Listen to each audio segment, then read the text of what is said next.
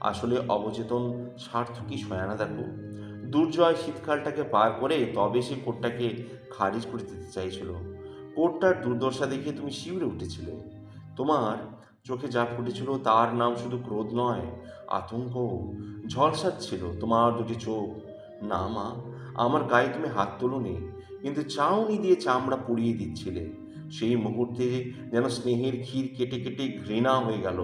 নিচু হয়ে আলগোছে কোটটা কুড়িয়ে নিলে, ধুলো ঝাড়লে, ঝাড়লে না তো, যেন হাত বুলিয়ে আদর করলে কোটটাকে, না আর কাউকে। অপ্রত্যক্ষ সে অকস্মাৎ সেখানে উপস্থিত হলো। আমার মতো সেও চেয়ে চেয়ে দেখলো, ঝেড়ে পুছে কোটটাকে তুমি ফের টিনের বড় বাক্সটায় ভাঁজ করে শুইয়ে দিচ্ছ।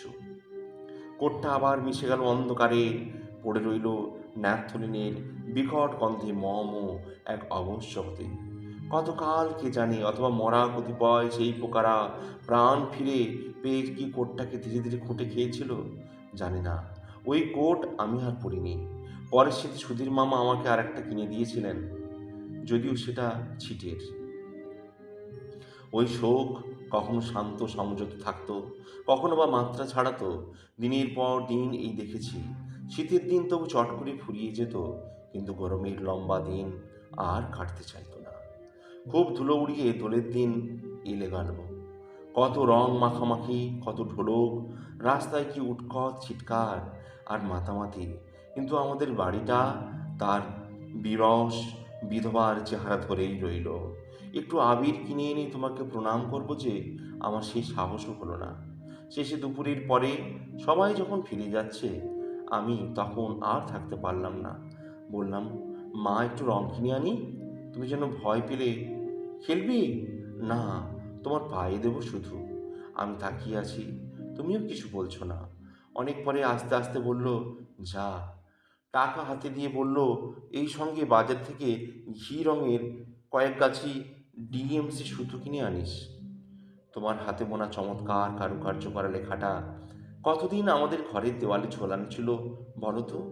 ধপধপে একখণ্ড পাট পাট করা লং ক্লথ আমাদের বাড়িতেই ছিল। আমি রেশমি সুতো এনে দিলাম। তুমি সেই দিনই বোধহয় ছুঁচ নিয়ে বসলে। তোমার বয়স তখন কত আর হিসাব করে দেখেছি, 30 কি 32। চশমা লাগতো না।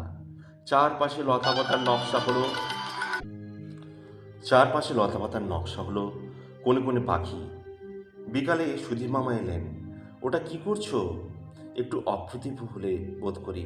নকশাটা টান টান করে ধরে বললে, কেমন হয়েছে বলো না। লাঠির ওপরে ভর দিয়ে একটু ঝুঁকে সুধীর মামা বললেন, চমৎকার। কিন্তু কেন, কার জন্য তো বললে না।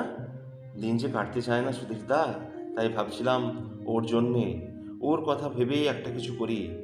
দাদার একটা নাম ছিল, কিন্তু সে চলে যাবার পর তার নামটা তুমি সহজে মুখে আনতে চাইতে না। হয়তো তোমার জীবের ডগা জ্বলতো। সান্ত্বনার স্বরে জানতাম সান্ত্বনা নয়, একটা মলম। আর কথাগুলো আঙুল সেইভাবে প্রলেপ দিতে দিতে সুধীর মামা বললেন, ভুলতে পারছো না? মাথা নাড়ছিলে তুমি। মানে, বলা হয়ে গেল, একদম না। ভোলা সম্ভব না। ভুলতে থাকতে যদি পারি। তখনই কি বুঝে খেয়াল হলো তোমার। গলায় আঁচল ফিরিয়ে প্রণাম করলে সুধীর মামাকে। ওর পায়ে বাজার থেকে যে আবির এনেছিলাম তার প্রায় সবটাই ঢেলে দিলে। পরে নকশা কাটা কাপড়টার মাঝখানটা দেখিয়ে বললে, এইখানে ওর উদ্দেশ্যে কিছু লেখা দেওয়া যায় না? তুমি তো অনেক পড়েছো সুধীরদা, কয়েকটা লাইন বলে দাও না। কোনো কবিতার কোটা কয়েকটা উপযুক্ত লাইন। সুধীর মামা পরদিন এনে দিলেন একখানা বই। তারই একটা পাতা থেকে, হোথা হতে হেথা হতে দূরে দূরে স্বর্গে অমরপুরে হৃদয়ের ধন মম কতদিন গিয়েছে। না না না, যায়নি সে তো, তারা ধরে নিয়েছে। যে সব মরমে রোগ, আমারই পরাণে শোক, সে আগুন এ হৃদয়ে জ্বলিতেছে, জ্বলিবে। কাজ কি দেখায় পরে, কার বুকে বাজবে। মনে আছে বইটার নাম কাব্য কুসুমাঞ্জলি। স্বামী বিরহাতুরা, নারীর ব্যথাকে পুত্র শোকাধীরা মাতার কথা করে তো কথা করে তুলতে একটু বদলে নিতে হয়েছিল। তারপর দাদার একটা ফটো না খুব কড়া করে বানানো হলো। রোজ টাটকা ফুলের মালা দেওয়া হতো তাতে। ফুল আমি আনতাম, তুমি মালা গেঁথে তুলতে। সুধীর মামা আসতেন, দেখতেন, মাথা নাড়তেন, যেন তোমার বেদনা স্পর্শ করেছে তাকে। বলতেন, একটুও ভুলতে পারছো না? তুমি চমকে উঠে বলতেন, না না। হিংসায় নয়, তখন সমব্যথায় আমিও আর্ত হয়ে পড়তাম। কিন্তু আজ একটু খটকা লাগছে মা। না না বলে কি অস্বীকার করতে তুমি? ভুলতে না পারা কথাটা, নাকি একটু একটু করে যে ভুলতে শুরু করেছিলে সেই কথাটা? চোখের গাঢ় রক্ত কি একটু ফিকে হয়ে আসছিল? তাই কি স্মৃতি নিয়ে এত ঘাঁটাঘাঁটি, প্রেমে বাঁধিয়ে উঁচু করে ধরা, মন্ত্র জপের মাত্রা বাড়ানো দরকার হয়ে পড়েছিল? তখন বুঝিনি, তাই জিজ্ঞাসা করিনি। আজ ধারণাটা কেন্নর মতো নড়ছে, কিন্তু জেনে নেবার উপায় নাই। উপায় তুমি রাখুনি।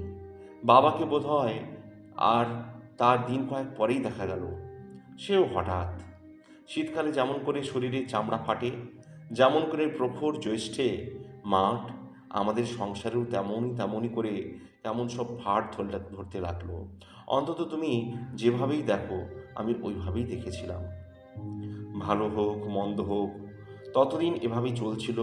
এই ধরনটাই জানতাম অভ্যাস, সেই ধরনটাই জানতাম নিয়ম। কিন্তু বাবা আসতে কি যেন বদলে গেল, একটু আলাদা রকম। আমি সবটাকে মেনে নিতে পারছিলাম না।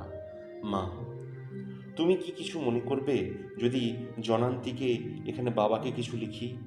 এইভাবে লিখতে ইচ্ছে করছে যে, বাবা, তোমার কাছে আমার অপরাধের অন্ত নাই। তার মধ্যে প্রথম অপরাধ তো তোমাকে গ্রহণ করতে না পারা। এই ক্ষমতা তৈরি হয়েছিল অদর্শনে, অনভ্যাসে, আমার শৈশবে, বাল্যেরও দীর্ঘকাল জুড়ে। আমার জীবনে তোমার একরকম কোনো অস্তিত্বই ছিল না। ক্বচিৎ এসেছো তুমি, ক্বচিৎ তোমার চিঠি দেখেছি, তাও হাতে লেখা খামের ঠিকানাটাই শুধু। মাকে লেখা সেসব চিঠি মা লুকিয়ে ফেলত, কোনোদিন পড়তে দিত না। দেওয়া বোধহয় সম্ভবও ছিল না। আমাদের ঘরে তোমার নাম উল্লেখ করা হতো আভাসে।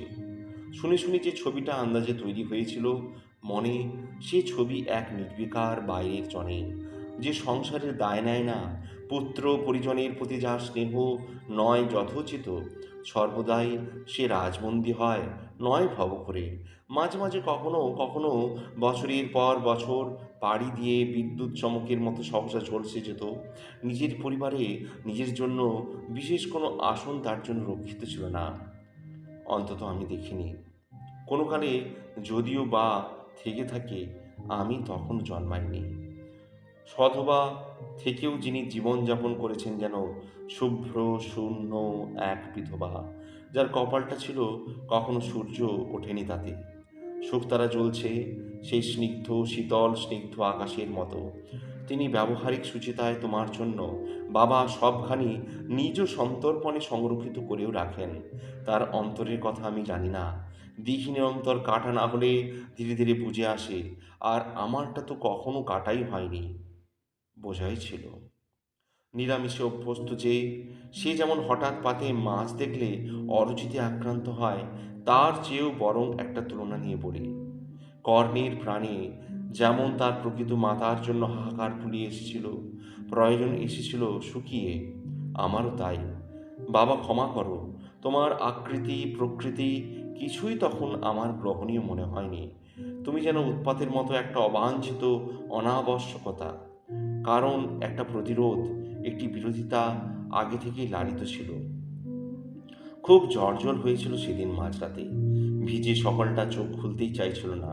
আর ঝড়ের সময় খুঁটি সমেত আমাদের টিনের চালাটা দুলছিল বলে যেহেতু আমাদের ঘুমও হচ্ছিল না, ঠায় বসেছিলাম বিছানায়। উত্তাল মশারির তলায় জানলার একটা পাল্লা সেই দিনই আবিষ্কার করা গেল যে আলগা। ও ঠক ঠক কাঁপা প্রতিধ্বনি তুলেছিল আমাদের হাড়ে, বায়বীয় ভয় করে আমাদের মনেও। আর বিদ্যুৎ, বিদ্যুৎ না তো, যেন ডাকাতের আকাশটাকে ফালা ফালা করে কাটছিল। আগুনের রং লাল ঘেঁষা হলদে নয় তো। আমি বিদ্যুৎ ছিলিকে দেখেছিলাম রক্তের ফিনকি, কালো রাতটায় ঘাঁ চুইয়ে পড়া রক্ত।